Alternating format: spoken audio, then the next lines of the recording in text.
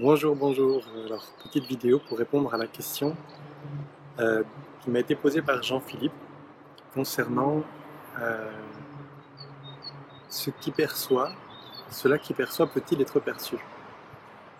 Et je relis exactement la question. Donc, ce qui perçoit peut-il être perçu? Les tentatives de réponse n'étant que des perceptions, pensées ou autres perceptions émotionnelles, j'ai un peu le vertige à me dire que le tout ne peut s'observer. Et c'est frustrant. Perception égoïque. En fait, ce que je suis n'en a rien à faire et reste immuable. C'est très perturbant pour l'ego. Merci Adrien. Je vais chercher d'autres vidéos traduites de Moji. Alors, euh, d'abord merci pour cette question, une excellente question. Et puis, j'ai vu que tu avais rajouté une autre question, mais je ferai peut-être une autre vidéo par la suite pour celle-là. D'abord pour la question, est-ce que ce qui perçoit peut-il être perçu? Alors,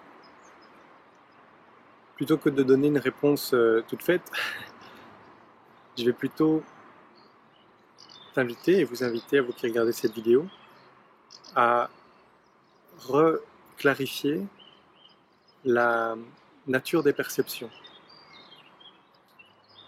Puisque les perceptions, par définition, euh, sont perçues, par définition sont perçues, mais par nature, je voulais dire, sont impermanentes. C'est-à-dire qu'elles ne font que passer. Elles ont un début et elles ont une fin, et elles ont un cycle de vie plus ou moins long en fonction des perceptions. Et ce, dans notre champ de conscience. Et quand on observe ça, on peut tous l'observer, on peut l'observer ici maintenant. Chaque mot que je prononce est une perception qui a un début, qui commence par la, la vibration des cordes vocales dans le corps d'Adrien, qui va jusqu'à l'appareil qui enregistre, et puis vous avez le son qui sort des, des haut-parleurs, des enceintes de votre appareil, jusqu'à vos oreilles, qui est interprété, etc. Tout ça sont des perceptions qui ont un début, qui ont une durée de vie assez courte, en l'occurrence en ce qui concerne les sons, puis une fin. Et c'est pareil avec tous les phénomènes de perception, les sensations, les images. Euh, on peut voir aussi toutes les pensées qui nous traversent. Et les concepts, par exemple, ici, devant moi, j'ai mon ordinateur et j'ai une table. Et cette table, avant que je n'arrive dans cet endroit, dans cet environnement, elle n'était pas présente dans mon champ de perception.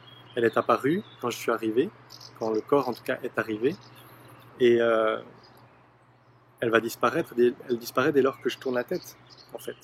Dès lors que je ne la regarde plus et je ne l'aperçois plus, elle n'existe plus. Et, ou alors elle existe en tant que concept, en tant que mémoire.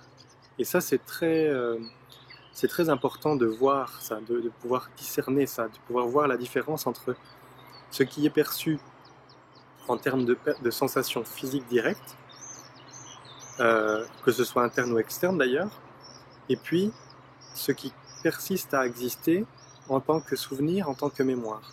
Parce que la plupart du temps, ce à quoi on s'attache ou ce à quoi on résiste, c'est vraiment pratiquement exclusivement ce qui est dans le conceptuel, dans le champ de perception mentale. C'est-à-dire c'est l'histoire et le concept et tout l'enrobage mental qu'on met autour des choses, autour des autres perceptions finalement.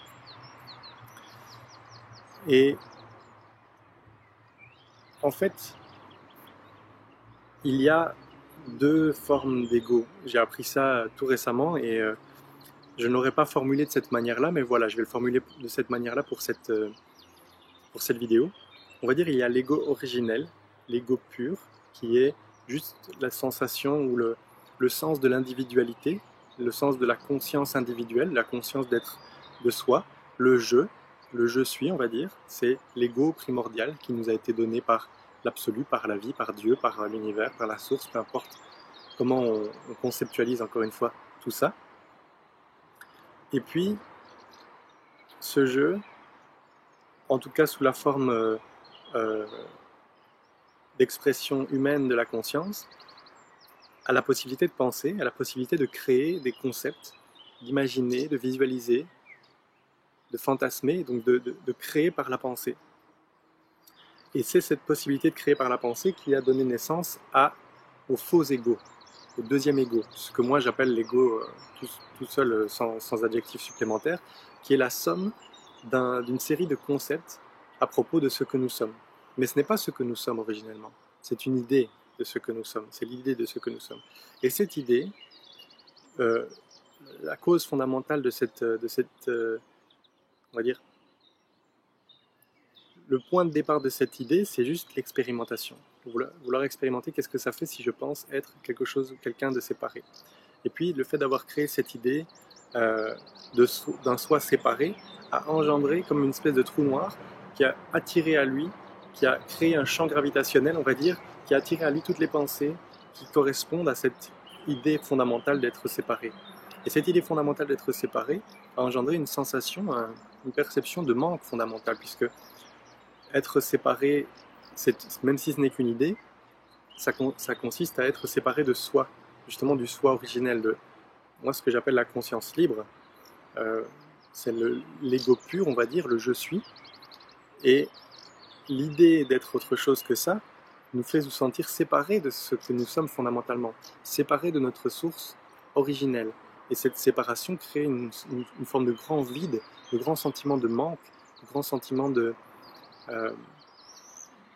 d'injustice et de dualité. Et donc ça crée tout le filtre de vision du monde, duel, souffrant, basé sur l'idée du manque fondamental, donc basé sur cette séparation fondamentale qui n'est qu'une idée, encore une fois, qui n'est en tout cas engendrée que par une idée. Et pourquoi je vous dis ça? C'est parce que généralement, ce à quoi on s'attache et face à quoi on a le plus de difficultés, c'est cet ensemble d'idées qui collent, qui s'agglutinent et qui gravitent autour de l'idée fondamentale d'être une personne séparée, d'être une entité, un individu séparé qui s'est auto-créé et qui est séparé de son créateur et qui est abandonné presque par son créateur. Et tout ça, ça nous donne la sensation d'être une petite créature perdue dans un monde hostile avec beaucoup de lutte pour survivre et pour avoir du bonheur, etc. Et ça, c'est vraiment l'opposé du chemin sans effort qui vous est proposé dans cette approche ici, dans la conscience libre, dans l'ultime méditation. Le chemin sans effort, c'est d'arrêter de s'impliquer totalement dans aucune de ces pensées, dans aucun de ces concepts qui gravitent autour justement de ce faux ego, de cet ego, cette idée fondamentale d'exister en tant qu'individualité séparée. Et de regarder ça aussi, de juste le voir. À partir du moment où c'est vu, si c'est vu clairement, c'est reconnu, ça n'a plus lieu de faire l'objet d'identification ou d'attachement puisque c'est vu. C'est vu depuis un point de vue, on va dire extérieur, mais c'est un mot qui peut être trompeur, mais c'est vu depuis un point de vue, on va dire en tout cas distant, qui est capable de voir que c'est une illusion, de voir que ce n'est qu'une perception parmi toutes les autres perceptions. Et ça, c'est parfois le plus difficile. C'est assez facile pour la plupart d'entre vous, de la plupart d'entre nous, de percevoir les sensations physiques, les émotions, etc. Mais là où c'est le plus difficile et là où je vous invite à mettre le plus de vigilance et d'attention, c'est au niveau des perceptions mentales. Parce qu'elles sont extrêmement subtiles parfois, extrêmement rapides à s'enchaîner les unes derrière les autres. Et c'est souvent à ça qu'on se raccroche et qui nous fait bloquer quelque part dans le cheminement et la continuation de la dissolution de l'ego, ou de la dissolution de l'identification en tout cas. Donc, regardez, et en l'occurrence ici, regarde comme c'est de nouveau la perception mentale, c'est de nouveau cette espèce de trou noir, ou en tout cas on va dire de soleil de l'ego, autour duquel gravite tout un tas de planètes, d'idées et de concepts à propos de cet ego fondamental, de cette identité illusoire fondamentale. Et tout ça forme un ensemble, tout ça forme un système qu'on appelle l'ego, et tout ça peut être vu, tout ça peut être lâché, tout ça peut être laissé exactement là où il est, tel qu'il est. Et c'est pas un problème en soi, mais juste arrêter de s'attacher à ça, arrêter de s'impliquer, arrêter de croire à tout ce que ce truc-là, cette galaxie ego nous raconte, même si c'est beau et que c'est fascinant et que c'est bien construit, etc. Ce n'est pas grave, c'est juste le laisser ne plus s'impliquer pendant un instant, on pourra toujours revenir à ça après. Mais juste pour pouvoir se libérer, pour pouvoir vivre cet éveil de conscience et goûter à cette unité fondamentale et à cette nature spirituelle fondamentale que nous sommes, à cette véritable nature spirituelle que nous sommes, que vous êtes, il faut arrêter de s'identifier à ça. Il faut arrêter d'accorder de l'importance, du crédit et de l'intérêt à cette galaxie de l'ego. Et une fois qu'on a reconnu notre véritable nature, rien ne nous empêche après de continuer à plonger dans l'histoire de l'ego, à continuer à le nourrir, à continuer de tout ça, mais c'est plus une nécessité et c'est plus non plus une obligation, et donc du coup ce n'est plus une souffrance, parce que c'est ça, c'est cette identification fondamentale à cette galaxie ego qui crée et qui engendre toute la dualité et toute la souffrance. Donc voir comment le simple fait par exemple de se poser des questions comme est-ce que ce qui perçoit peut être perçu, ça peut être encore une fois un obstacle de l'ego, et ça peut être encore une fois un doute aussi de l'ego. Parmi les 5 pièges, le doute, c'est dans cette galaxie, il y a la pensée, oui, mais si je ne peux pas être, ou si ce que je suis ne peut pas être perçu, alors je ne suis rien du tout. Et ça, c'est insupportable pour la galaxie ego qui croit être quelque chose de tangible. Or, notre nature fondamentale, permettez-moi de vous le dire, elle n'est pas tangible. Si elle était tangible, ce serait une perception, ce serait quelque chose de limité. Ce n'est pas tangible dans le sens où ce n'est pas une perception justement, ce n'est pas un objet. C'est quelque chose de bien plus grand, de bien plus puissant, de bien plus permanent que ça.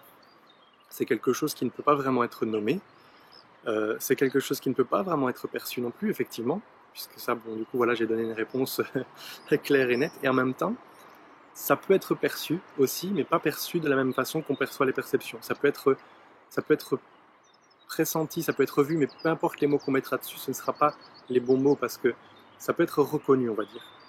Ça peut être réalisé. Et ça ne peut être réalisé que quand on revient à cette place, qui n'est pas vraiment une place non plus, puisque ce n'est pas situé quelque part dans l'espace, et quand on arrête de s'identifier, ça revient automatiquement à cette place. C'est pour ça que le seul travail quelque part que vous ayez à faire, et qui est un travail encore une fois sans effort, c'est un chemin sans effort, c'est de cesser toute implication, toute identification, tout attachement, toute association, toute importance donnée à cette galaxie de l'ego et toute cette galaxie de perception en fait qui gravite comme ça tout le temps autour de vous. Ce ne sont que des perceptions. Ce ne sont que des perceptions. Et vous pouvez essayer de regarder le monde, la vie, votre vie et votre propre identité, en tout cas celle que vous prenez pour être vraiment vous, c'est-à-dire généralement le corps et toutes les pensées. Vous pouvez les regarder comme si vous regardiez un film qui défile devant vous, et ce n'est pas vraiment vous puisque vous êtes le spectateur de ça. Le paradoxe avec cette approche non duelle, c'est que vous êtes à la fois le spectateur et à la fois l'acteur. Mais pour le moment, pour la libération, c'est important de laisser tomber le côté acteur pour un temps, pour vraiment voir, réaliser clairement et concrètement et réalistement et par l'expérience directe, pas seulement par le concept ou l'imagination, que vous êtes spectateur, fondamentalement spectateur. Et alors à ce moment-là, vous pouvez reprendre le rôle aussi d'acteur, parce que si on est tellement souffrant, c'est parce qu'on est bloqué dans le rôle d'acteur et on souffre de croire qu'on n'est que ça. Et le fait de réaliser qu'on est un spectateur, en fait j'aime bien la métaphore du jeu vidéo parce que ça a ce côté un petit peu plus proche de la réalité, qu'on n'est pas seulement spectateur comme dans un film où on n'a rien à faire, le film se joue devant nous et on n'a pas d'action et d'interaction avec le film. Mais un jeu vidéo, c'est comme un film, sauf qu'on a aussi de l'interaction. Et la vie, c'est plus comme ça. On est à la fois le spectateur, on voit, on est distant, on est en dehors du film, on est en dehors des perceptions qui se jouent à l'écran, sur l'écran de la conscience, on va dire ça comme ça. Et en même temps, on est acteur, on peut interagir. Et on peut ne pas interagir. Et si on n'interagit pas, ça se fait quand même tout seul. Mais on peut interagir. On a le choix. On a cette forme de libre arbitre de être soit juste spectateur, soit acteur. Et le piège, entre guillemets, c'est de s'être pris complètement pour le personnage du jeu et d'avoir cru qu'on était que ça et qu'on était bloqué là-dedans et qu'on était mortel et qu'on était menacé en permanence, en fait, en quelque sorte.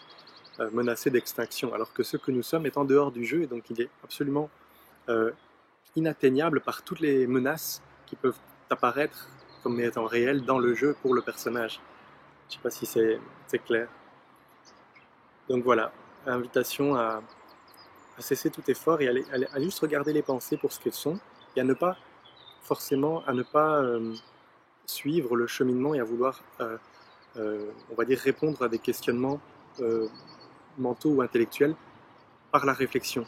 Ce qui va vous permettre d'avoir la réponse à toutes vos questions, c'est de retrouver votre nature originelle. À partir du moment où vous retrouvez votre nature originelle, en fait, toutes les questions euh, perdent leur sens quelque part. C'est l'expérience qui répond à toutes les questions, qui dissout en tout cas l'importance de toutes les questions, même si ça ne répond pas intellectuellement à tout. Ça enlève le besoin de répondre à toutes ces questions. C'est ça l'essentiel. Donc voilà pour cette petite vidéo sur, petite plus ou moins longue quand même, vidéo sur la question est-ce que ce qui perçoit peut être perçu? Et alors je vous mets en lien avec cette vidéo ci-dessous une vidéo de Mooji dans un satsang qui parle aussi de cette question, de voir ce qui ne peut être vu, de percevoir ce qui ne peut être perçu, on peut le formuler de cette manière-là aussi, en espérant que ces deux capsules vidéo vous apportent plus de clarté et vous invitent à plus d'investigation et au bon endroit, on va dire. Voilà, merci d'avoir regardé cette vidéo, c'était Adrien pour Conscience Libre, et puis prenez soin de vous, et soyez en paix, soyez heureux, à bientôt.